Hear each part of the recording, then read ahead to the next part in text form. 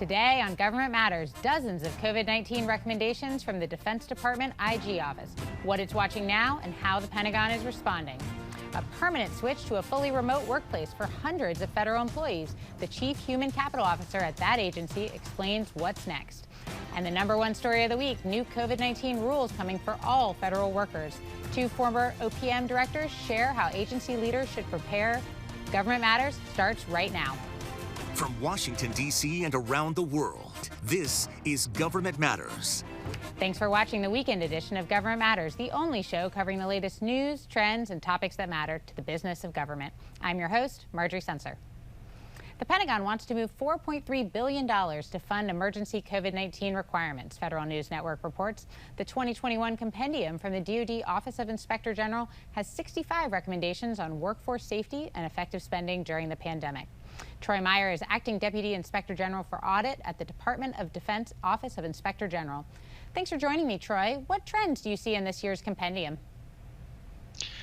Well, since we issued our first compendium in 2017, we saw a steady increase in the number of open recommendations. We also saw a steady increase in the number of recommendations that were unresolved, meaning we didn't have an agreed upon action with the department, and the number of aged recommendations, the number of recommendations that were over 5 years old. This year, we saw some of those trends go in a positive direction. Last year, we reported over 1,600 open recommendations.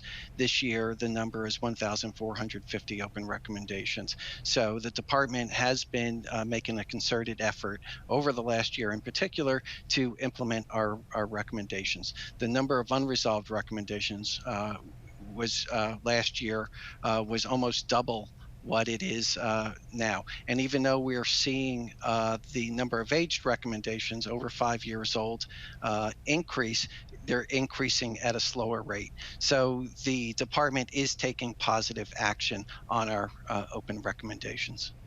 What do you think is driving this action? Why is DoD addressing more of these recommendations faster, generally speaking?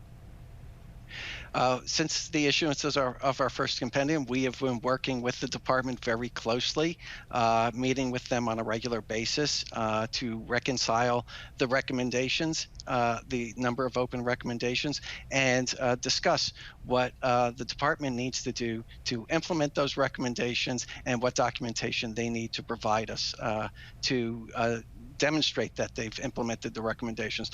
But I think the department does recognize that within those recommendations, there are cost efficiencies and savings for the department, and those recommendations represent areas where they can improve the efficiency and effectiveness of their programs and save taxpayer dollars and ensure that there is an internal control environment that detects and deters fraud, waste, and abuse. So there is an incentive from their standpoint to implement our recommendations in a timely manner. And obviously, it's a very large number of recommendations, but some are higher priority than others. Do you see DoD trying to tackle those first, or how do they sort of prioritize what should be done first or more quickly? Well, we do help the department prioritize the recommendations. This year, we identified 20 high priority recommendations. Over the last year, we've seen the department take action to actually close out what we've previously reported. So the department continues to work on those high priority recommendations. For example, last year, we reported that in relation to the F-35 Joint Strike Fighter program, that the contractor wasn't delivering spare parts that complied with contractor requirements. As a result of our work, the contractor settled with the department for over $70 million. And another highlight from last year, the department's service law enforcement agencies are supposed to provide fingerprint cards and disposition reports for those that are convicted of crimes to the FBI.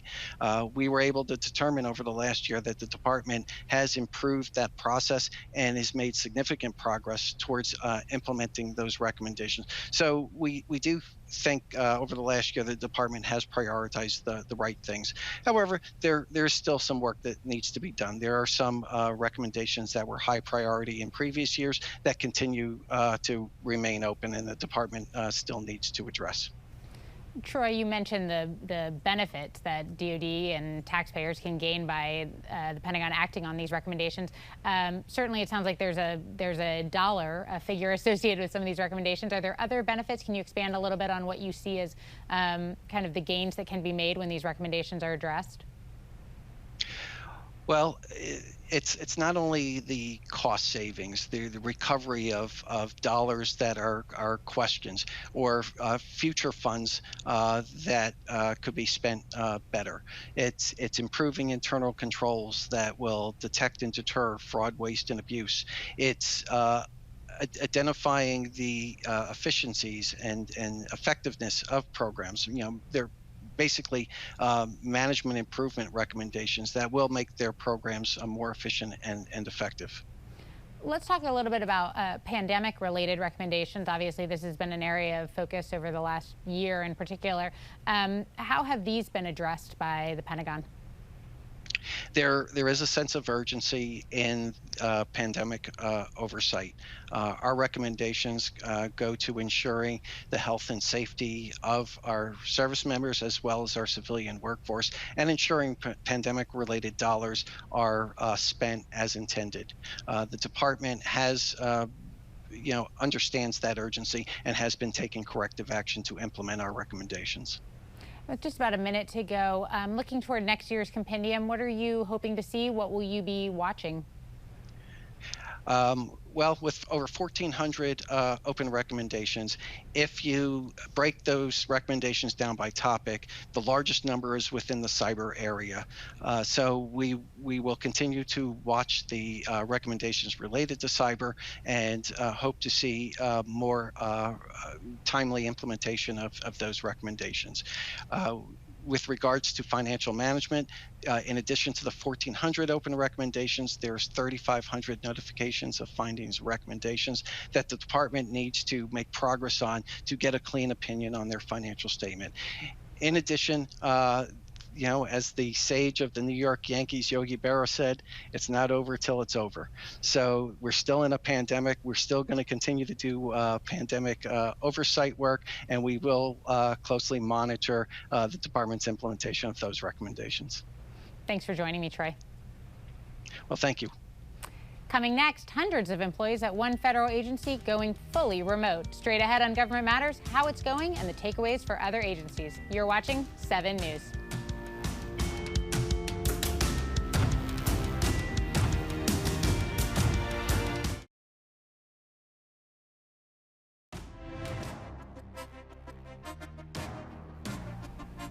The Government Publishing Office will allow 1/3 of its workforce to work remotely full-time. The policy aims to boost productivity, recruitment, and retention at GPO. GovExec reports. Dan Milkey is Chief Human Capital Officer at the Government Publishing Office.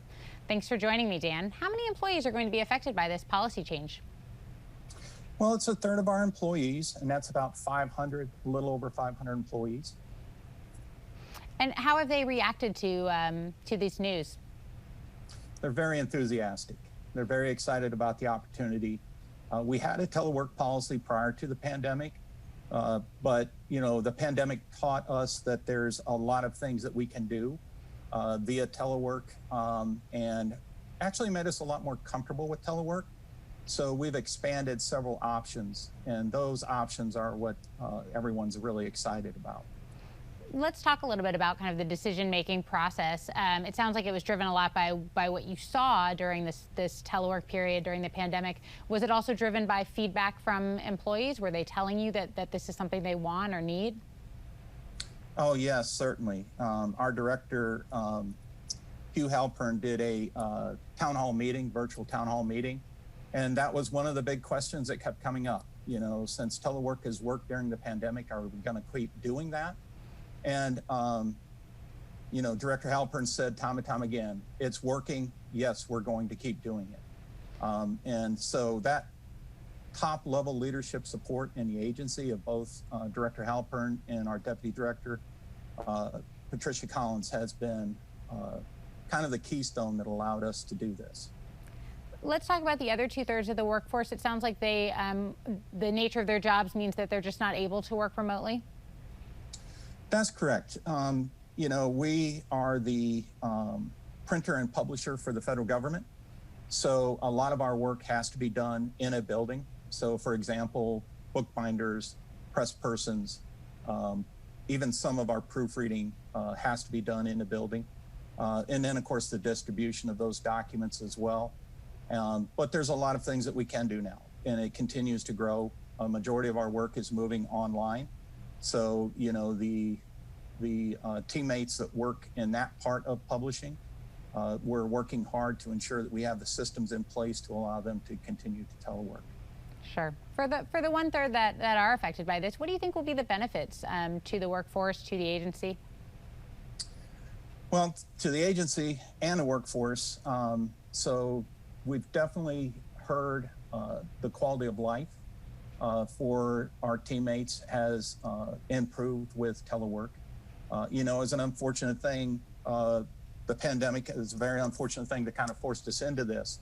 But because we were allowed to have these flexibilities in telework, you know, we saw that our teammates could, you know, take care of their family obligations, their community obligations, as well as their work obligations.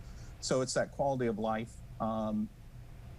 A majority of our folks that are allowed to telework, that have positions that they can telework in, live in the DC, Baltimore pay locality area.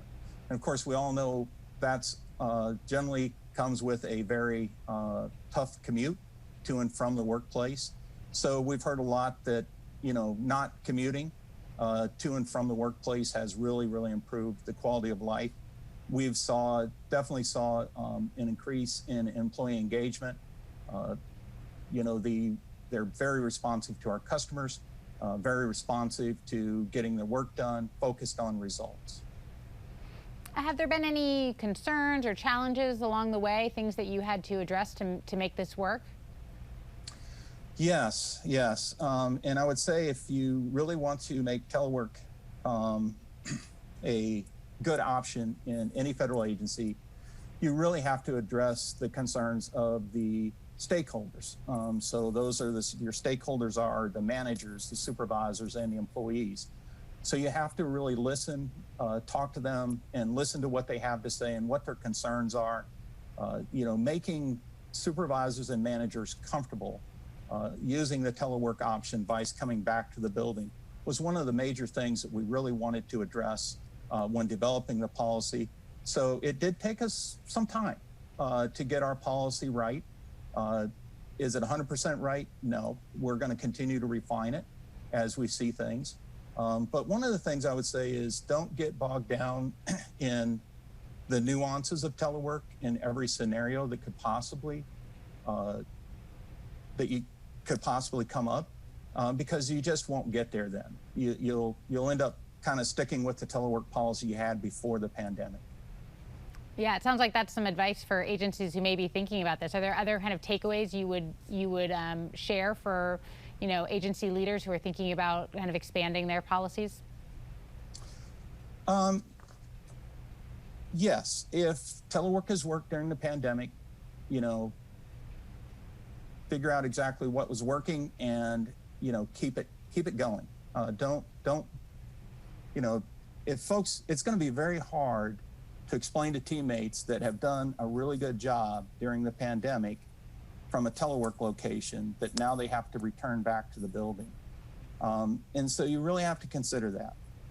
The other part is, I would say, is ensure you get the buy-in of the supervisors and managers, listen to what they have to say, and really try to craft the policy so they feel comfortable giving this option to their teammates.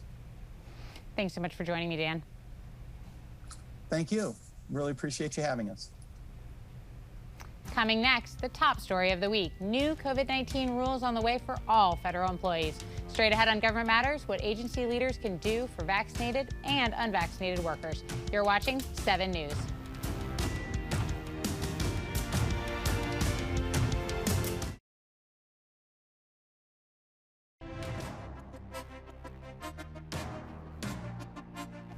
Now, the #1 story of the week. The Biden administration will require all federal employees and on-site contractors to prove their vaccination status or submit to regular COVID-19 testing and a mask mandate.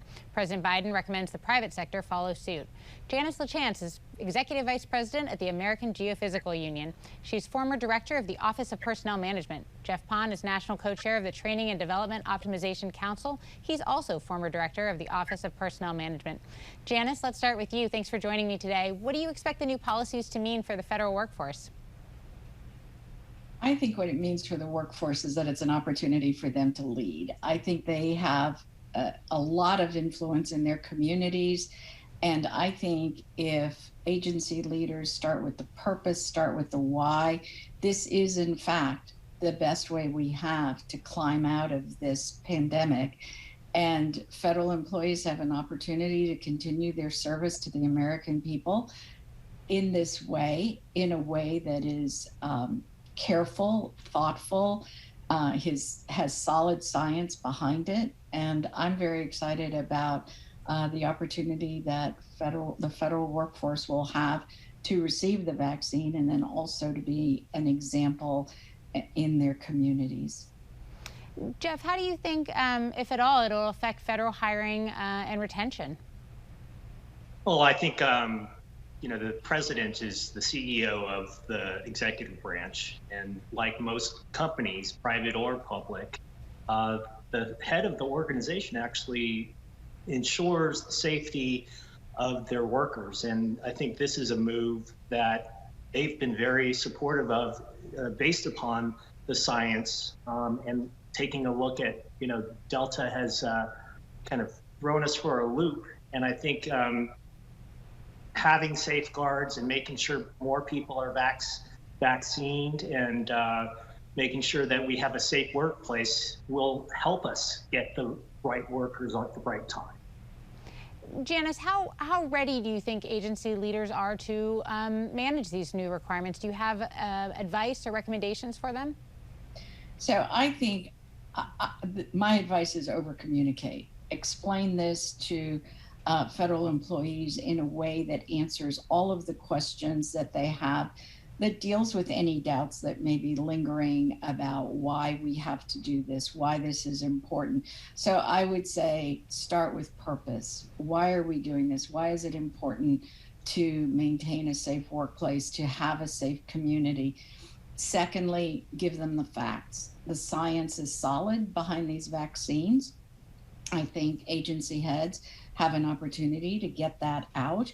And then finally, how this is going to work. I think that's very important. And also to add in some of the possible negatives. What kind of reaction might you have to the shot? What might happen to you? How is the agency going to cope with that if you have the side effects? And I think transparency and openness, collaborating with employee leaders and employee organizations will be a big help in making this happen in the most smooth way possible. Jeff, what would you say? Any advice you would give to agency leaders thinking about this now? It's just the same, which is really make sure that there's leadership in getting people the right things in to ensure their safety. Right now, the vaccine's the best thing to battle this Delta variant. And the people that aren't vaccinated and coming to work have the highest risk of actually contracting something like COVID Delta variant. So I think it's very important for the agencies and the agency heads to lead and make sure that they're following the CDC guidance. Talk to your doctor. I mean, it comes down to that. We have a lot of talking heads here in Washington, D.C. that tries to politicize some of these things. If you have medical questions, talk to a doctor. What are they saying? And we're trying to do that as an organization, as a federal workforce. And I think those are the things that are very important for us to base things on the science and making sure that the data is available for us. And as Janice has said, be transparent about these decisions, talk about them. This is a journey. This isn't going to end just tomorrow. It's going to continue for a little while. Right. Jeff, what do you think are the challenges here, the potential pitfalls? I think we need to still get FDA approval for the vaccine. That's in its making, and usually that takes about a year or so. We have the emergency authority right now that people are taking right now, and we have about 150 million people that have already been vaccinated. So, you know, there's a lot of numbers out there, but I think we still need to take it step by step. This new variant is very different than the Alpha variant that we had. And we need to make sure that we protect our workers. We make sure that there's things that are non-pharmaceutical related that we're still doing, the distance, the masks, and making sure that things are wiped down and cleaned at your desks, at home and also at work. Mm-hmm. Thanks so much for joining me. Thanks for having us. Don't forget, if you missed an episode of Government Matters, it's at govmatters.tv. You can get a preview and a recap of each show when you sign up for our daily newsletters. You just enter your email in the red box on the website. I'm back in 2 minutes.